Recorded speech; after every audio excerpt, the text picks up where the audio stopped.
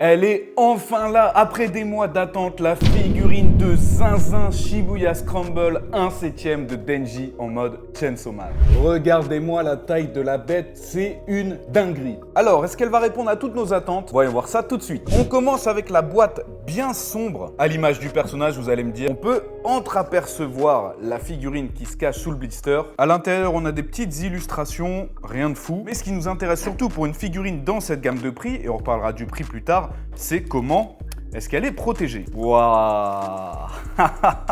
On a donc Denji, la base qui est incroyable, et les deux bras séparés. Vous voyez qu'ils sont aussi, eux, très bien emballés. Alors, vous voyez, c'est bien de le faire en vidéo, le posage, que je me suis rendu compte qu'il valait mieux enlever le bras gauche pour pouvoir emboîter d'abord le corps sur la base et ensuite remettre le bras gauche.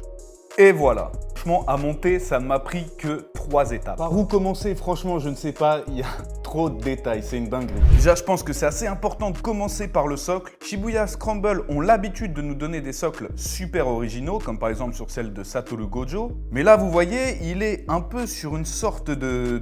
j'ai envie de dire de tas d'excréments de zombies. Je pense que ce sont des zombies. Avec ces effets de giclure de sang qui sortent un petit peu de partout. D'ailleurs, ces effets sont tout simplement magnifiques. Et vous avez aussi un boyau juste ici, qui franchement, faut le dire, est bien détaillé, avec cet effet brillant, luisant, qui ressemble à de vrais boyaux. Et la couleur aussi très réaliste, avec pas mal de petits grains, qui font vraiment plaisir. Là où les giclures de sang sont les plus incroyables, c'est vraiment celles qui sortent du corps du zombie. C'est vraiment bien dynamique, on dirait que le corps vient d'être découpé et que le sang jaillit comme ça dans tous les sens. Et c'est confirmé d'ailleurs avec les boyaux qui sont sur la scie sur le bras gauche et le bras droit. Vous le voyez sur les scies et sur les habits. La figurine est vraiment très sanguinaire. On a là encore une fois une peinture et une matière un petit peu différente. Franchement, de se dire que c'est une figurine qui a été faite à la chaîne, c'est assez stupéfiant. Surtout vraiment au niveau de la scie sur